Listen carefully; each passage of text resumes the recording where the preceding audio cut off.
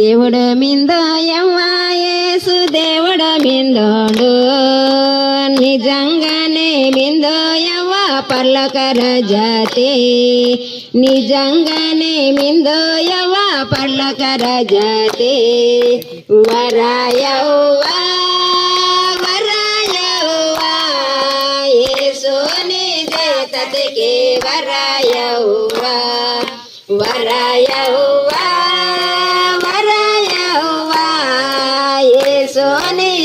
తతకి వరాయవ్వా దేవుడు మిందో యవ్వా యేసు దేవుడు మిందోడు నిజంగానే మిందో యవ్వా పర్లకర జాతి నిజంగానే మిందో యవ్వా పర్లకర జాతి మన పాపకంత నరదనానికి గుడికి నీ పాకతే పొడుతోండు యవ్వా నిజమైన మన దేవుడు మన పాపకంత నరదనానికి గుడికి నీ పాకతే పొడుతోండు యవ్వా నిజమైన మన దేవుడు వరాయవ్వా వరాయవ్వా యేసు నిజే తతకి వరాయవ్వా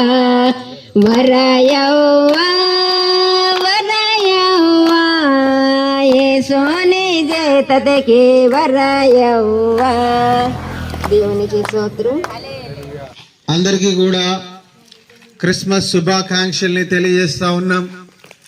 డిసెంబర్ నెల వచ్చిందంటే క్రిస్మస్ పండగ వచ్చిందంటే ఎంతో సంతోషం, ఆనందం.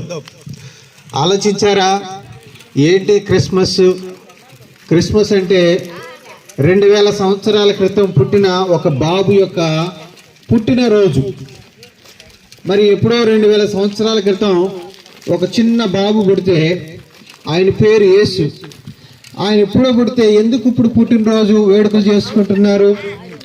మరి యేసు పుట్టినప్పుడు ఈ పుట్టినరోజు వేడుకలు ఒక ఊరికి పరిమితం కాలేదు, ఒక దేశానికి పరిమితం కాలేదు, ప్రపంచం అంతటికి కూడా అది వేడుకగా పండుగగా మారింది. మరి ఎప్పుడో 2000 సంవత్సరాల క్రితం ఒక చిన్న బాబు పుడితే మరి ప్రపంచం అంతా కూడా ఎందుకు పండగ చేసుకుంటుంది? ఆ పుట్టిన బాబు చాలా గొప్పవాడై ఉండాలి, అందుకే కదా ఆయన పుట్టినరోజు అంత ఘనంగా జరుపుకుంటారు. మరి ఈ బాబు యొక్క యేసు అనేటువంటి బాలుడి యొక్క ప్రత్యేకత ఏమిటి? యేసు యొక్క ప్రత్యేకత ఏంటి మనం చూసినట్లయితే, యేసు ఈ లోకానికి ఎందుకు వచ్చాడు? అసలు ఇంతకీ యేసు ఎవరు? యేసు సాక్షాత్తు దేవుడు.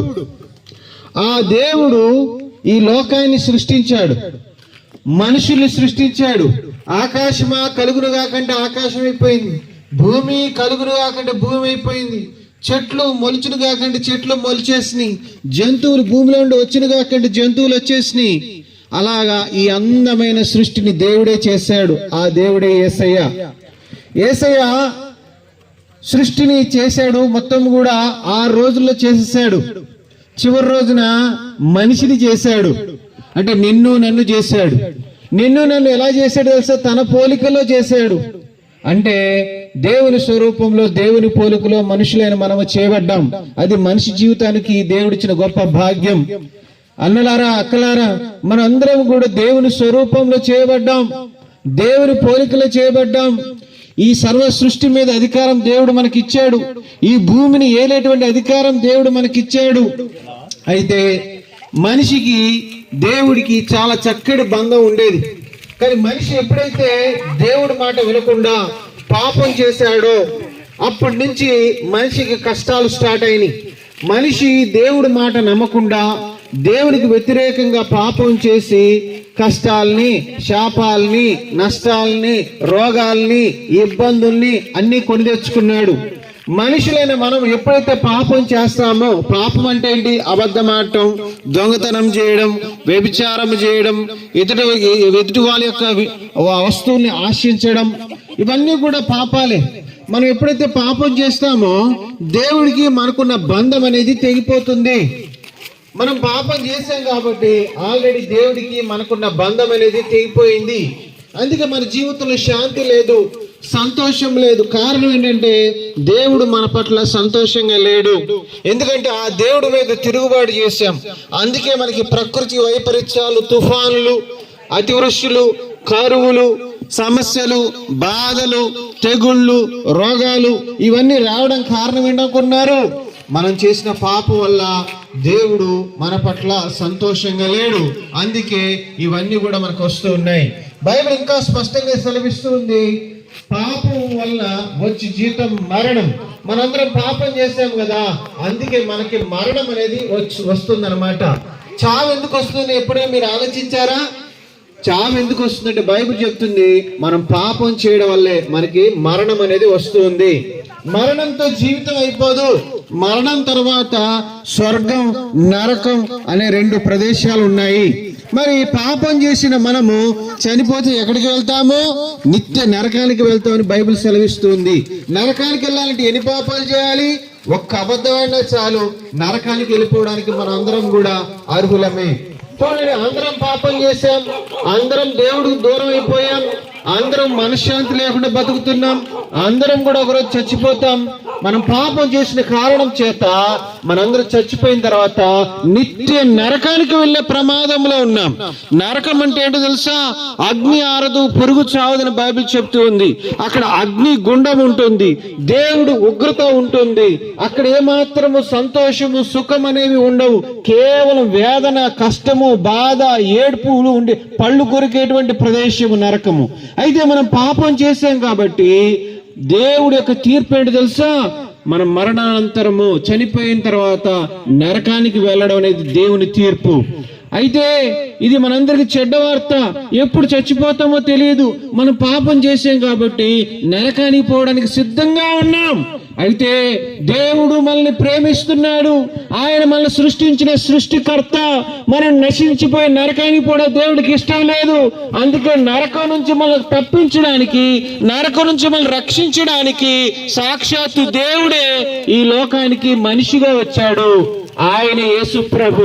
యేసు ప్రభు ఈ లోకంలో 33.5 సంవత్సరాలు జీవించాడు. ఒక్క తప్పు గాని, ఒక్క పాపం గాని ఎన్నడూ చేయలా. మంచిగా బ్రతికాడు, మంచిగా మాట్లాడాడు, మంచిగా జీవించాడు ఆయన యేసు ప్రభు. అయితే యేసు ప్రభు మరి ఏం చేశాడో తెలుసా? దేవుడు మాత్రమే చేయగలిగినటువంటి అద్భుత ఆశ్చర్య కార్యాలు చేశాడు. యేసు ప్రభు గుడ్డి వాళ్ళకి చూపునిచ్చాడు, కుంటి వాళ్ళను నడిపించాడు, చచ్చిపోయిన వాళ్ళు కూడా యేసు ప్రభు బ్రతికించాడు.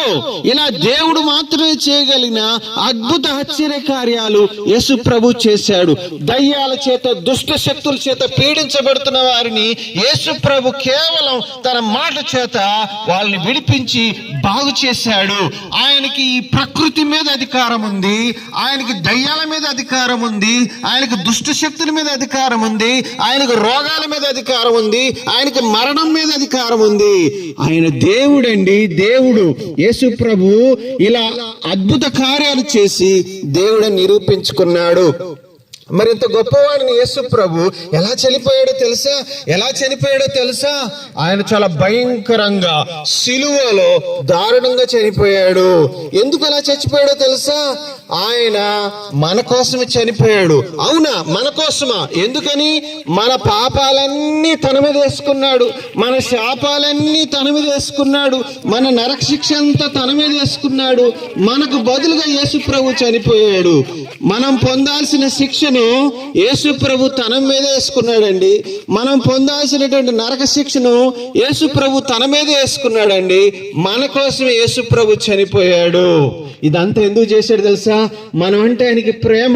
మనం నాశనం కాకూడదని, మనం నశించిపోకూడదని, మనం బాగుండాలని, మనం కూడా స్వర్గానికి వెళ్ళాలని, మనం కూడా సదాకాలం ఆయనతో ఉండాలని మనల్ని ప్రేమించి యేసు ప్రభు మన కోసం చనిపోయాడండి.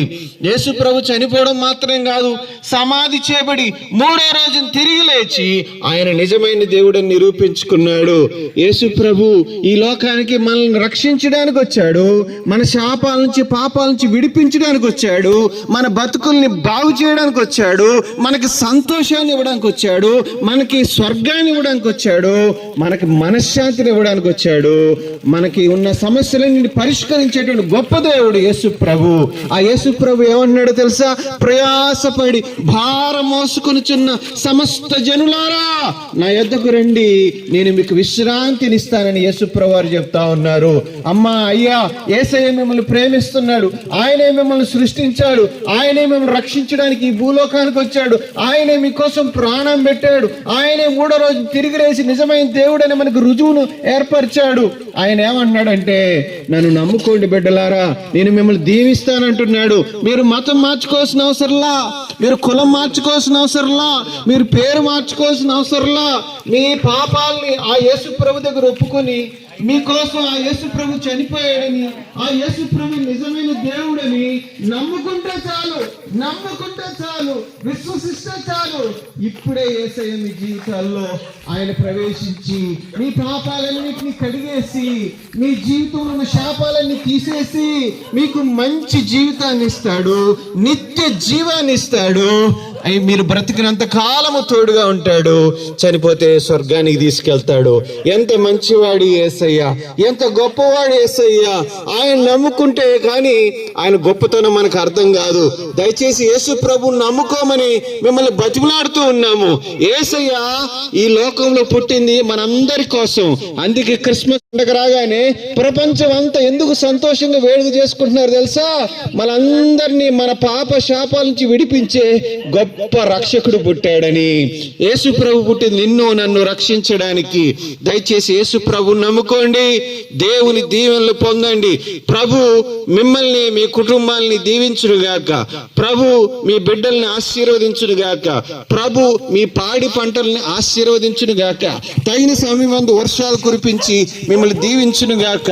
మీరు యేసు ప్రభువుని నమ్ముకుంటే ఆ సృష్టికర్తే మీకు దేవుడు అవుతాడు, మీరు ఆయనకి బిడ్డలు అవుతారు.